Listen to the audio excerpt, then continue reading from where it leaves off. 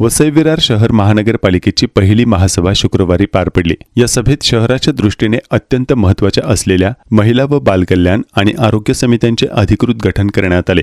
विशेष म्हणजे शहराचा वाढता विस्तार आणि गुंतागुंतीच्या समस्या लक्षात घेता दोन्ही समित्यांची सदस्य संख्या 9 वरून 15 करण्याचा महत्त्वपूर्ण निर्णय यावेळी घेण्यात आला। सभागृह नेते प्रफुल्ल साणे यांनी दोन्ही समित्यांच्या सदस्य संख्येत वाढ करण्याचा प्रस्ताव सभागृहासमोर मांडला होता।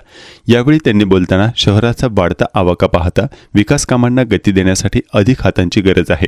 यासाठी सदस्य संख्या 9 आहे, त्यात वाढ करून ती 15 करण्यात यावी असे नमूद केले। महासभेने हा प्रस्ताव एकमताने मंजूर केला।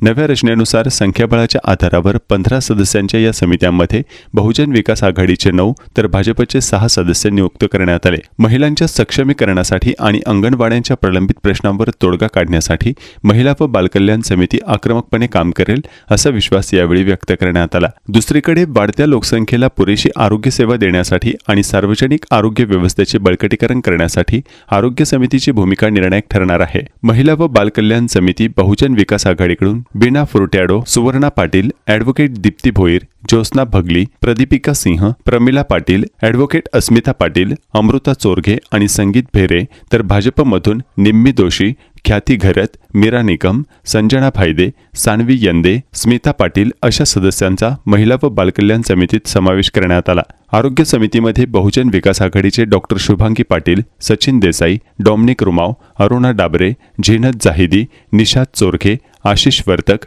निलेश देशमुख, तर भाजपचे योगिता गवळी, किशोर पाटील, विशाल जाधव, हितेश जाधव, अवधेश श्रीवास्तव, जितेंद्र राऊत या सदस्यांचा समावेश करण्यात आला आहे।